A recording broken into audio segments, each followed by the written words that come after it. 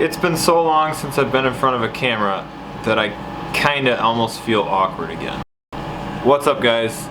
We're finally back, and I've been up to a few things, and I haven't really been taking any video of pretty much anything. I just haven't had a lot of huge projects going on with the car. And I have not been ignoring the channel. I've been working a lot, coming up with logos and ideas. I bought a vinyl cutter so I can make vinyl decals now and custom sticker type stuff. And eventually I even want to try to reach out into making my own t-shirt designs. But that's not really important right now. What I want to show you guys is my current project, which is lowering my seats by cutting out the factory brackets. Basically all the spot welds that hold everything in needs to get either drilled out or hammered out or whatever to remove that. I've already done the driver's side, and it was a massive project for such a small simple thing, just to lower a seat by 2 inches. It's actually quite a bit of work. If you look at the seat from the side of the car, you can tell how much lower it actually is. It's roughly 2 inches, maybe 2.5. But I've gained, I don't know if you can see, but I've gained a lot of ceiling height clearance between the top of the seat and the roof of the car. My main reason for doing this is so I can fit a helmet. At some point in 2018, I want to start taking the car to track days, which will mean I need to be able to fit a helmet in the car. And the way it was, I definitely could not. I could barely even sit up straight, let alone get a helmet on. And there's still a lot of salt on the roads, so the Datsun's not coming out quite yet. I'm gonna give it at least it's gonna be at least a couple more weeks. Just as soon as it rains and the roads are clean, that's when she'll come back out. This is one of the vinyl logos I came up with, but you guys can actually buy these now if you want them. I'm not trying to force anybody to buy anything, just if you're interested, check it out. Link in bio. One of the other small projects I worked on that I mostly just kind of posted to Instagram, and I don't think I actually did anything in a video about it, was this. I refinished my coil pack spark plug cover, and I made a custom decal to replicate the Nissan one that originally came with the engine, but mine looked like it got dragged across the garage floor. And so I made a Datsun one and bought a little piece of, I don't know if it was like some kind of brass, I can't remember, at the hardware store, put the decal over it, painted it black, and then peeled the decal out and clear coated the whole thing. And I thought it turned out alright. I'm happy with it. And the reason it's not on the engine at the moment is I was adjusting spark plug gap and messing around with coil packs and wiring a little bit, hoping that maybe I solved the issue of the elusive misfire. I added a new battery box by Taylor is the name of the company. Got it from Summit. Actually, my girlfriend bought it for me as a Christmas present or birthday present, one or the other. They're only 3 days apart, so I can never remember which is which. But I really like this battery box. For the sake of keeping things short and sweet, that's kind of most of it. Like I said, I haven't done that much to the car. It's just kind of really little stuff that it's hard to make an actual entertaining video out of. And I don't want to give you guys content that isn't, if it's not interesting to me, I'm not going to want to make a video about it. And if I'm not going to want to make a video about it, if I try to, I'm just not going to be excited about doing it, and I'm not going to be motivated for it.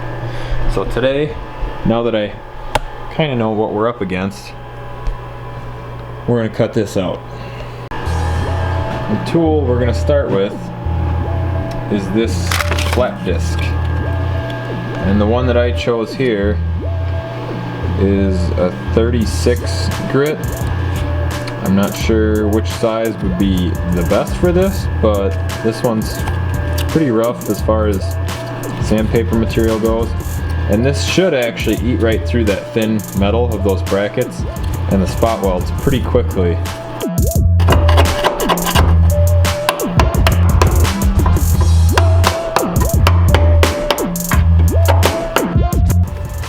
Last year I spent the entire summer battling it out with a tiny little spider that lived under my passenger seat. And every time I would knock his web down, he would build it back up again. And me and him went at it for like a solid 4 months, I think. And I put the car away for the winter, and I think it might have finally killed him. So I finally won the war, but he put up a good fight. Right there, that little circle, that's a spot weld. And those spot welds are about every inch or so. Some of them are harder to see than others. Usually a spot like this, there'll be 2 spot welds, kind of one on either side. Somewhere like there might be 2 or 3 right there. Got a couple here. So just drilling out or getting out the spot welds is extremely time consuming.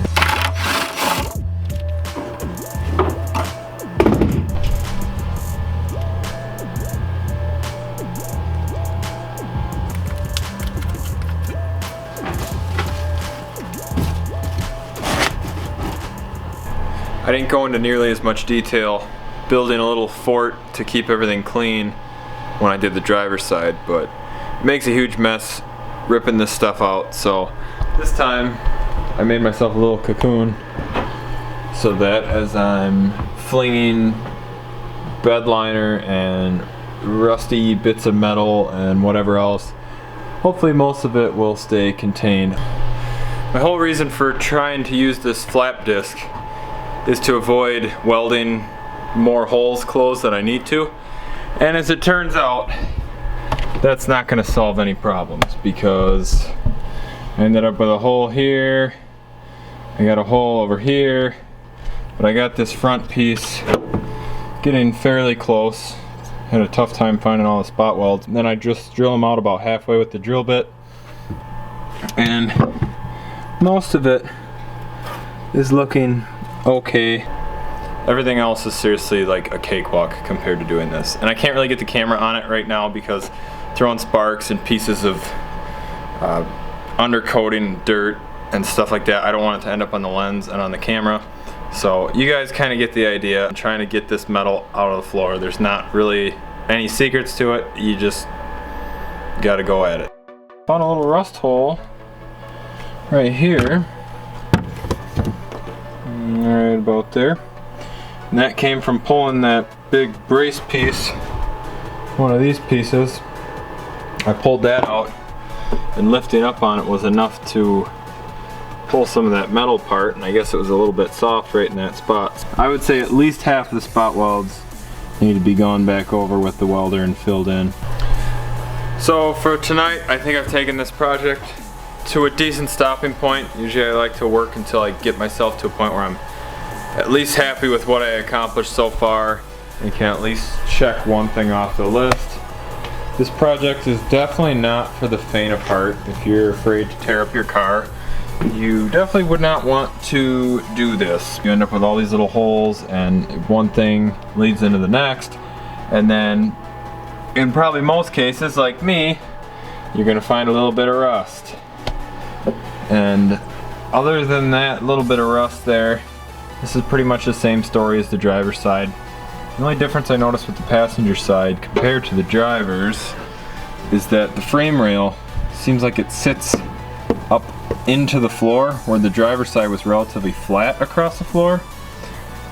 Passenger side has more terrain to go over, so I'm not quite sure yet how I'm going to continue this.